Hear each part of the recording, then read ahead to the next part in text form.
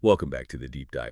Today we are charting a course through some really specialized but absolutely essential theological territory. We're looking at the identity and purpose of the second person of the Trinity. Our sources often call this the second God. That's right. And the material we're drawing on, it's rooted in some pretty deep biblical exegesis. We're talking Hebrews, Psalms, Romans, Colossians. Yeah, the heavy hitters. And we're not just, summarizing. We're really trying to pull out the foundational insights you need for understanding Christology at, well, a pretty high level. Absolutely. And for anyone listening who needs to navigate those high-level theological discussions, this dive is, I think, essential. We're aiming to clarify two really crucial titles. Right. Titles that often get confused but define his role in very different ways. Our mission today really is to clearly distinguish between the only begotten Son and the Firstborn. Okay, yeah, because at first glance, those terms can feel a bit interchangeable, like they both mean important or first. They do sound similar, but the sources we're looking at, they confirm these titles define the second God in fundamentally different ways. How so? Well, one title, Only Begotten Son, speaks more to his unique, maybe eternal nature, his very being as God. Okay, his essence. Exactly. And the other title, Firstborn, that speaks to his ultimate, achieved status within creation, specifically after the incarnation and the resurrection. So one is inherent, the other is achieved through his work. That's a good way to put it. We're basically tracking the movement from, inherent divine equality down to profound human condescension, humiliation even, and then finally up to supreme cosmic rule. So the central question we really need to answer is, what does it mean for the second God to be the Son? Right. And maybe more critically, how did his radical entry into history, actually becoming human, how did that change the way we apply this title, this idea of sonship? That distinction feels key, like the key maybe to understanding his whole mission. I think it is. It unlocks a lot. Okay, all right. Let's unpack this then. It's a monumental subject. Where should we start? Maybe with the initial motivation. Why? Why did the second God, who is, co-equal with the first God, why did he need to become human? What was the strategy? The source material is, well, pretty unequivocal on this. The incarnation wasn't just a nice idea. It was presented as a necessary strategic act, almost like an act of war and definitely an act of rescue. War and rescue. Okay. Yeah, and it's rooted in the existential crisis facing humanity. The core text everyone points to here is Hebrews chapter 2, verses 14 and 15. That really lays out the requirement for him sharing our humanity. Okay, I think I remember that passage. It says something like, since the children share in flesh and blood, he too shared in flesh and blood in the same way. Is that it? That's the one. And that phrase, in the same way, is critical. It's emphasizing complete participation, not just looking human, not a disguise. Right, a real, genuine human existence, no shortcuts. No shortcuts. Fully human. And this shared existence, this deep, unreserved participation in human mortality, it had two immediate goals, according to the text. Intertwined goals, really, with cosmic implications. Okay, what's the first goal? The first was the defeat of the adversary. The source points right back to Hebrews 2.14, explaining that sharing flesh and blood was necessary. Why? To destroy the power of the one who holds the power of death, that is, the devil. Wow. Okay, so that immediately elevates the incarnation way beyond just, say, a teaching mission or being a good example. Oh, absolutely. It's framed as necessary self-sacrifice specifically to defeat the one who rules death itself. Precisely. It's a direct confrontation. And the source material often links this to another passage, 1 John 3.8, which says, the Son of God appeared specifically to destroy the works of the devil. And the primary work of the devil in this context is death. It's presented as his core domain, yes. The power of death, and crucially, the fear that that power generates in humanity. Okay, which leads right into the second goal you mentioned. Exactly. Human liberation. He entered our mortality, shared our flesh and blood, to free all those who, and listen to this phrasing, were held captive by the fear of death and subjected to lifelong slavery. Lifelong slavery, just from the fear of death. Think about that. The sources really emphasize this point, that constant dread, knowing death is inevitable, that's what binds humanity, spiritually speaking. The only way to break those chains, according to this view, was for the second God to enter that system himself, conquer death from the inside, and shatter that fear, that bondage. So it's fundamentally an act of emancipation, freedom. but targeted very specifically. Very specifically. The source makes sure to define the intended beneficiary. It wasn't a general cosmic cleanup operation. Right, it pulls in Hebrews 2.16, doesn't it? Where it clarifies he didn't come to help angels. Exactly. Not to help angels, it says, but to help the descendants of Abraham. It was a focused, purposeful intervention designed for humanity's restoration. This depth of purpose, this focus, it leads to something the sources call the Adam Project. What exactly is that? Yeah, that's a powerful term used in some systematic analyses. It basically means the divine decree, the plan, wasn't just to rescue descendants of Adam. It was for the second God to literally become Adam. Become Adam, as in take on that representative role. Yes, to assume that foundational human identity. The mission's scope was huge. Reset the human condition itself. He had to take on the full weight of the human story, including its fallenness, its potential, to reverse the whole trajectory of sin and death that started with the first Adam. Wow. To become Adam, that really shifts the focus, doesn't it? It's not just rescuing individuals, it's like recreating the head of humanity. Exactly. And here's where it gets really cosmic. The liberation of Adam, humanity, wasn't just a nice side effect of his becoming human. Okay.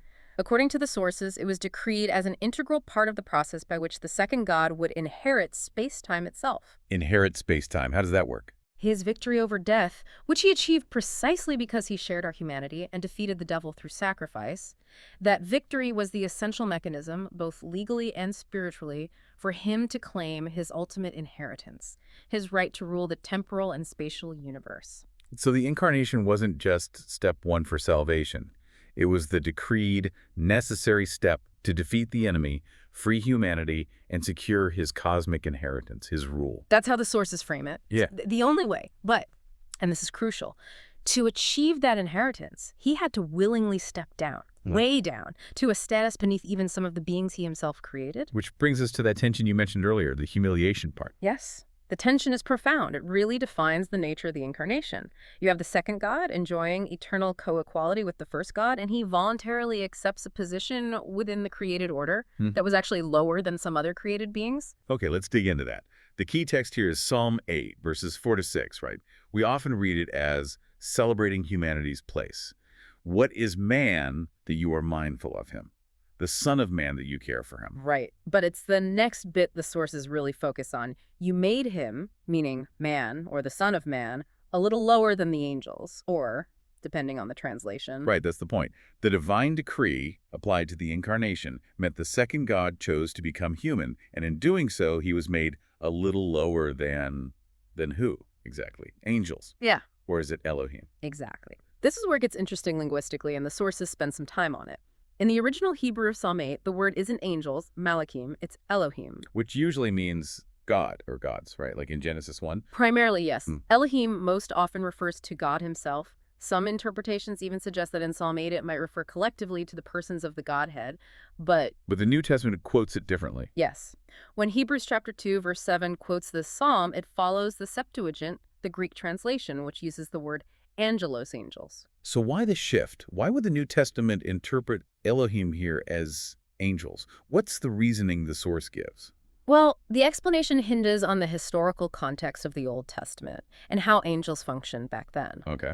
The sources suggest that in the era before the incarnation, angels often acted as God's direct, visible representatives, sometimes appearing and speaking in God's name, or even seeming to speak as God. This gave them an incredibly high status in the hierarchy as perceived by humans. Can you give an example of that from the sources, Oh. the high status? Sure. Think about the figure of the angel of the Lord. The sources point to Judges 13, the story of Manoah, Samson's father. The angel of the Lord appears, gives instructions, Right. and Manoah only realizes after the angel ascends in the sacrificial fire that he'd basically encountered a divine manifestation. He says, "We shall surely die, for we have seen God," even though it was the angel. Okay, so the line could seem blurred to the observer. Any other examples? A really key one cited is Moses at the burning bush, Exodus 3. It says, "The angel of the Lord appeared to him in the flames." But then the voice from the bush says, "I am the God of your father." Exactly. And Stephen, later in Acts chapter 7, when he's recounting this, clarifies that God sent Moses by the hand of the angel who appeared in the bush. So the angel of the Lord in the Old Testament could manifest as God, or at least act as his supreme authoritative proxy. They held a position of immense authority. That's the point the sources make. So The theological conclusion drawn is quite profound. Which is? Before the second God became a created being himself, angels sometimes manifested as God, commanding absolute respect and obedience. Therefore, when the second God willingly stepped down into humanity, he chose a rank lower even than these beings who sometimes represented his own divine authority in the previous age. It wasn't just a descent from divinity to humanity. Right. It was a descent below the established celestial hierarchy, below those powerful angelic representatives. Wow. That's an incredible level of condescension. Not just becoming human, but accepting a status below the very beings created to serve him. It's arguably the ultimate act of self-emptying, of kenosis. But that low status, that humiliation, it wasn't the end goal. It was the path, right? Yeah. The required path to supreme rule. Absolutely. The sources are very clear. The second God chose to wear the crown of glory and honor through the cross. The suffering, the mortality, the death, all demonstrating his full participation in that lower status. These were the necessary prerequisites for the exaltation that followed. The very means of the deepest humiliation became the instrument for the highest cosmic exaltation. That's the paradox. It's a central paradox of the gospel, yes. Yeah. The sources confirm the cross was decreed as the specific path. The way he would inherit the throne, the way he would have all creation put under his feet, that temporary lowering, being made a little lower than the angels Elohim, was the essential, non-negotiable step needed for the ultimate, highest exaltation and dominion over all space-time. Okay, that transition is powerful. From the necessary humility for the mission to the unique titles he gains upon completing it. The incarnation really did set the stage for a new kind of sonship, didn't it? It did. Which brings us right back to those two core titles we need to distinguish. Exactly. This is where the systematic theology in our sources gets really granular, and it's critical we get this clear. We need to move past just general terms and really delineate the specific functions of only begotten Son, which we can think of as the divine title, and firstborn the authoritative title. Okay. But before we split them, let's just anchor the relationship he established. The incarnation means the second God became humanity's brother. That's the foundation, yes. The sources emphasize he became human specifically to establish this kinship, to be our brother. Hebrews 2.11 is key here. The one who sanctifies him and those who are sanctified us are all of one source. So, he's not ashamed to call us brothers. Precisely. And this kinship, this brotherhood, is the basis for our adopted sonship. Right. The ultimate goal cited from Romans 8.29 is for us, for humanity, to be transformed, conformed to the image of the Son, so that we too become sons of God. Yes. But this shared destiny, this shared sonship, still requires a clear demarcation of roles. There's a fundamental difference between his sonship and ours, which is why he holds these two distinct, powerful titles that are uniquely his. Okay, let's tackle the first one then. The only begotten Son. The Greek word is monogenes, right? What does that really mean? Monogenes, yeah.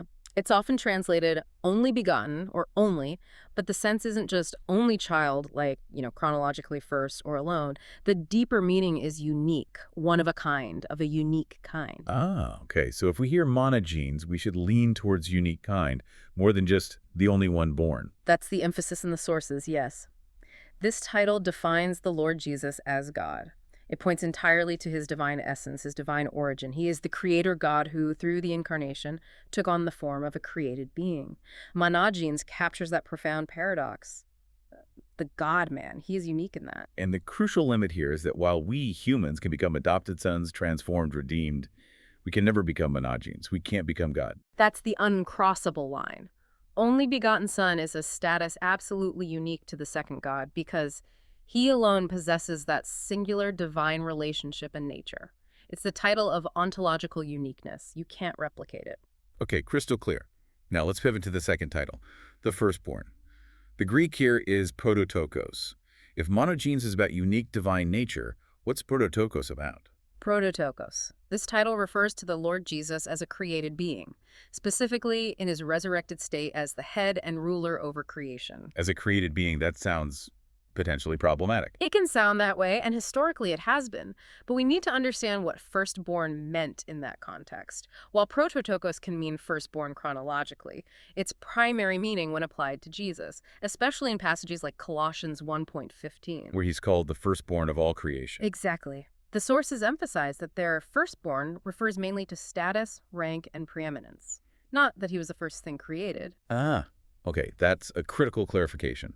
Because historically, some groups, like the Arians, used that exact phrase, firstborn of all creation, to argue he was a created being, the highest one, but still created. Precisely. And the sources we're looking at implicitly and sometimes explicitly counter that view.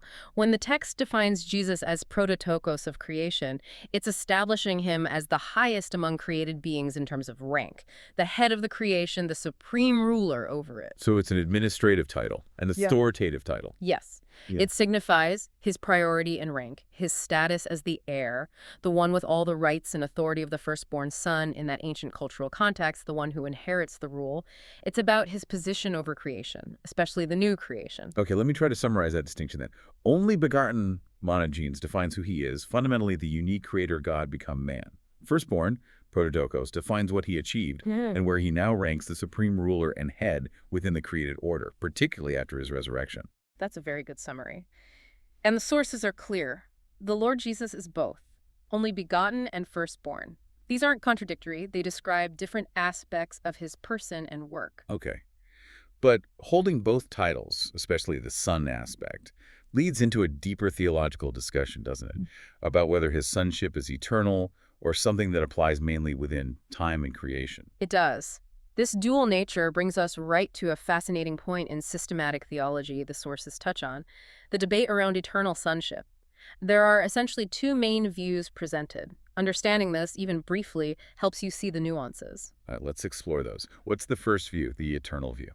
View 1 basically holds that the second God is the only begotten Son always and forever, eternally, outside of time. Right. This view is often tied to the concept of eternal generation and the idea that the relational distinction between Father and Son within the Godhead exists infinitely as part of God's unchanging nature before creation ever happened. So in this view, the incarnation and resurrection don't make him the Son. No, they confirm his sonship and activate a new role associated with it. Through the resurrection, the eternally only begotten Son transitions into the functional role of the firstborn head over the new creation.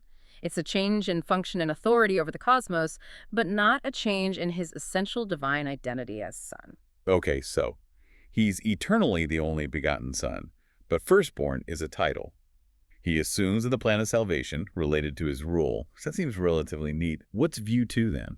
View 2 tends to frame the title Son, and sometimes even the father-son relational distinction itself, more strictly within the context of history, creation, and redemption. Space-time. How so? This perspective suggests the second God becomes known as, or takes on the title of, the only begotten Son within space-time, specifically when he became a created being. Why?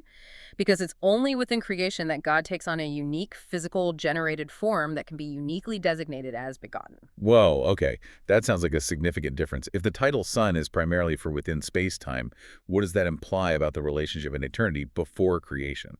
That's the huge implication. The sources acknowledge this. View 2 sometimes sees the names Father and Son as terms chosen by God to reveal his actions and mission within creation, describing the roles they play in the plan of salvation, rather than necessarily reflecting an eternal hierarchical structure or relationship that existed before the decision to create. So less about eternal essence, more about revealed roles in the drama of redemption. Something like that. And in this view, the title Firstborn is then acquired when the results of his work appear specifically, when the first fruits of adopted sons, redeemed humanity, begin to emerge through resurrection. He becomes the firstborn in relation to them. View 1 focuses on eternal being. View 2 on historical becoming in relation to the redeemed. That's quite a divergence. How did the sources navigate this debate? Do they pick a side? The source material generally acknowledges this is a major ongoing discussion in systematic theology, whether that father-son distinction is part of God's eternal infinite being or primarily a feature of his interaction with creation. But it strongly insists on one point that holds true, regardless of which view you lean towards regarding eternity. Which is? That within space-time, within the created order we inhabit, only the second God holds the title of only begotten Son. Because he's the only person of the Godhead who actually became a created being. Exactly. Since we humans can become adopted sons but can never become God, that title monogenes remains uniquely his within history and creation. So the sources conclude, functionally, Jesus is both. only begotten in his divine nature entering creation, and firstborn in his achieved status as head of the new creation, a status confirmed powerfully by the resurrection. Okay, that makes sense. Regardless of the eternal debate, his uniqueness within creation as God made man is secure. And that brings us perfectly to the next point. The titles are established conceptually, but they need ratification, right? Confirmation. Precisely. And that's the pivotal role of the resurrection. If the incarnation was the strategic mission, the resurrection was the victory parade, and the coronation rolled into one. Coronation, I like that. The sources are very precise here. They state that the second God, having completed his mission as a human, was formally recognized or declared as the first God's son through the resurrection. So it's not just coming back to life. It's a formal declaration, a public cosmic event. Very much so. It's driven home powerfully in Romans chapter 1, verses 3 and 4. That text carefully distinguishes the two aspects of the Son. Okay. It says, concerning the flesh, his human side, he was of David's lineage, fully human, historically grounded. But concerning the Spirit of holiness, he was declared, the Greek word suggests, appointed, designated, formally recognized, declared to be the Son of God with power. How? By the resurrection from the dead. That wording in Romans is fascinating. If he is the eternal Son, co-equal, why does it say he was declared Son of God with power by the resurrection? Does that imply he lacked that status or power before? That's a really critical question, and it pushes you to think systematically. The understanding presented in the sources is not that he wasn't the Son before. Of course he was. Rather, the resurrection serves as the public, visible, powerful confirmation and installation of that sonship in the context of the created order and his redemptive work. It's the moment his human form, which accepted humiliation, is fully vindicated and officially installed into its supreme administrative role.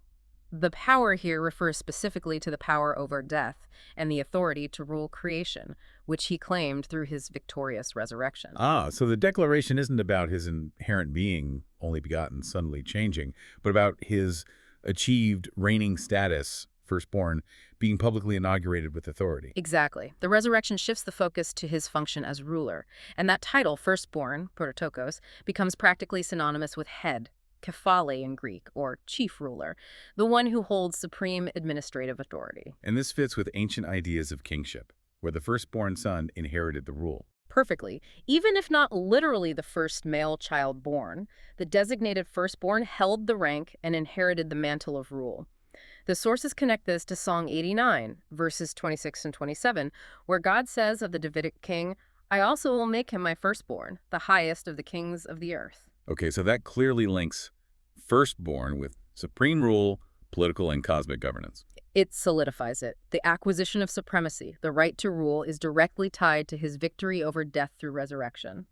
The second God became the head of all things, the supreme ruler of space-time, because he rose again. It's the great reversal.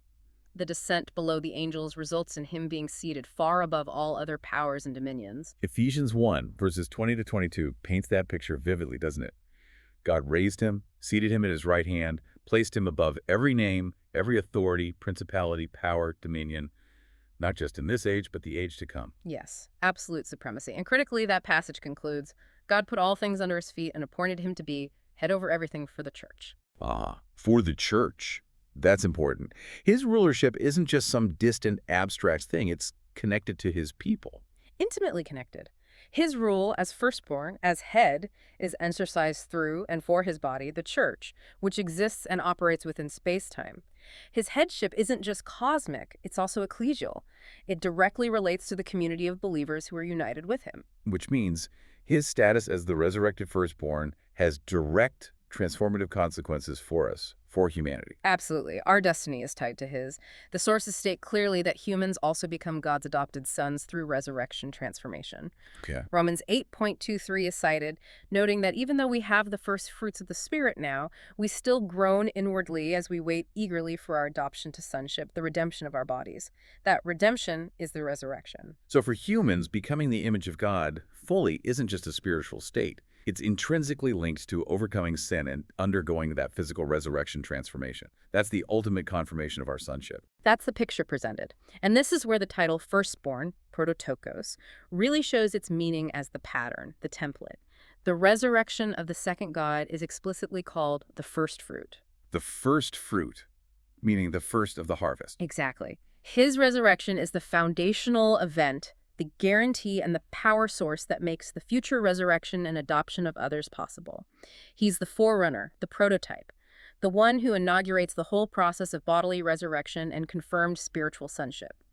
Without him being the resurrected firstborn, our journey to confirm sonship wouldn't even be possible. Wow. So the resurrection is the formal, legal, cosmic event that transitions the only begotten Son from his state of humiliation to his active function as the firstborn head, ruling and making our own transformation possible. That captures it well. But as we touched on earlier, this headship, this firstborn status, is defined very differently from earthly power structures. It's about sacrifice, not just dominance. Yes, and this might be the most radical, counterintuitive insight from the source material. While the title, Firstborn, grants supreme, ultimate authority, the sources absolutely insist this status isn't just attained through hierarchy, but is defined by sacrificial service. We usually think of firstborn, or king, as someone who demands service, demands obedience. But here, the firstborn of the new creation commands by serving. That's the core message, paradoxical as it sounds. To become the firstborn, the head, he first had to become the servant. The sources point directly to Jesus' own teaching in Matthew 20. Where he talks about Gentile rulers lording it over people. Right. He says, "It shall not be so among you, but whoever would be great among you must be your servant. Even as the Son of Man came not to be served, but to serve, and to give his life as a ransom for many." And he modeled that perfectly. Philippians 2 is cited again. He emptied himself, took the form of a servant. The path to the highest place required taking the lowest place. Exactly. So the sources define the ethos, the characteristic conduct of the firstborn, not as receiving honor, but as demonstrating profound, selfless giving. He is the one who sacrifices himself for his brothers. He serves his brothers through love. That is the definition of true authority in this new order he established. And he's explicitly set up as the example, the pattern for his brothers, for us to follow. 1 Peter 2.21 is mentioned. He suffered for you, leaving you an example so that you might follow in his steps. Yes, he's the blueprint for all future adopted sons. But this leads to another really crucial theological distinction the source material is careful to make. Okay. While the second God is definitely called a faithful witness, he testified to the truth, he lived it out. His death was not simply martyrdom. The distinction between redemption atonement and martyrdom. That feels very important for understanding the uniqueness of his sacrifice. It's absolutely critical. Martyrdom is noble. It's dying for a belief, bearing witness, showing faithfulness maybe even unto death. Many have done that. But redemption or atonement is different. It's dying in the place of others. It's a substitutionary act, a payment made to satisfy the demands of justice, to cancel the debt of sin. His death, according to the sources, possessed this unique substitutionary power that no mere martyr's death could ever have. So his death achieves something objective, paying for sin, destroying the devil's power that transcends even the most heroic act of witnessing. That's the core assertion. His death was redemptive, not merely exemplary martyrdom. And by fulfilling this ultimate act of redemptive service, the second God definitively confirmed his status. He confirmed his status as firstborn. Yes. By serving his brothers, even to the point of death, this specific kind of redemptive death, he proved his worthiness and was installed in the position of firstborn head. The ultimate service led to the ultimate title. So the path to the cosmic throne wasn't through, say, military conquest in the usual sense, but through the conquest of sin and death, achieved via self-giving service, culminating in the cross. Exactly. The servant's towel and the cross were the path to the crown. And the implications for us then are huge. Profound. By following the firstborn's example, embracing service, sacrifice, overcoming sin through the power he provides because of his resurrection, the brothers, that's humanity, we are also completed in the image of God. Completed in his image. Yes. And this completion, this conformity to the firstborn, is what allows believers to participate in his authority, to become, as Revelation puts it, priests and kings, ruling with him in the ages to come. Our ultimate destiny is realized by emulating the sacrificial ethos of the firstborn. This has been a really deep dive, connecting the highest levels of divine identity right down to the most practical expression of servant leadership. Let's try to summarize the absolute key takeaways for you listening. Okay, I think we covered 3 main layers today. First, the incarnation. It wasn't optional. It was presented as a non-negotiable strategic act, the Adam Project. Right. Necessary to defeat death, liberate humanity from fear, and for the second God to inherit space-time. And critically, it required him to accept a temporary position even lower than the angels. Humiliation first. Okay, incarnation as strategic humiliation. Second, the core distinction in his titles. Yes, only begotten Son, monogenes. That defines his unique, inherent divine nature, the creator God who became created. That's unique to him. Got it. And the other? Firstborn, prototokos, that defines his achieved resurrected status. He's the highest ruler, the supreme head over all creation, especially the new creation, and crucially, he's the sacrificial exemplar within that created order. Both titles belong uniquely to him, but describe different aspects. Divine nature versus achieved rank and role. Yep. Okay. And third? Third, the resurrection. That's the pivotal event. It formally ratified his status, publicly declaring him Son of God with power and installing him as the firstborn head over the church. And the whole path, humiliation, service, cross, resurrection, exaltation, proves that true authority, the kind embodied by the firstborn, is ultimately defined by mutual submission and selfless service, not domination. That systematic distinction, only begotten versus firstborn, it really does give you the tools, doesn't it, to navigate some pretty complex theological discussions. It does. And it highlights something important. Even though we use terms like mother and son, which in human terms might imply a hierarchy, a higher-lower status like a dad and his young son, the sources insist that in the context of divinity, the Father and Son are co-equal in their being. Absolutely. The sources drive that point home. The second God is fundamentally equal with the first God in nature. The Father and Son relationship in its divine essence is one of equality. In fact, the text even hints at something fascinating. Oh. What's that? It speculates that perhaps in eternity, the first God and second God might even, in some sense, submit to one another. Submit to one another. Wow. It points towards this idea of a perfect, non-hierarchical relationship grounded in mutual love and deference, suggesting that even divine authority operates through relationship and mutual self-giving rather than a simple top-down command structure. That idea. Yeah. That the ultimate relationship might be defined by mutual submission. That's Yeah. quite something. Especially when you think about power structures in our own world. It is. And it leads to a final thought. The second God chose this path. Inherit space-time through the cross, through resurrection transformation. If the way to supreme rule, becoming the firstborn, is defined by becoming the ultimate servant, by willingly accepting the lowest position, it really raises a question for you, the listener. How might your own approach to authority, leadership, maybe even just earning respect in your family or workplace? How might that change if you started from the premise that true leadership begins by seeking the position of service, like the ultimate ruler did? If the pattern for cosmic kingship is sacrificial service, maybe the search for genuine authority in any sphere, kingdom, company, community, family, should always begin at the bottom, with the willingness to serve. Definitely something to mull over. Indeed. Thanks for joining us for this deep dive. We'll catch you next time.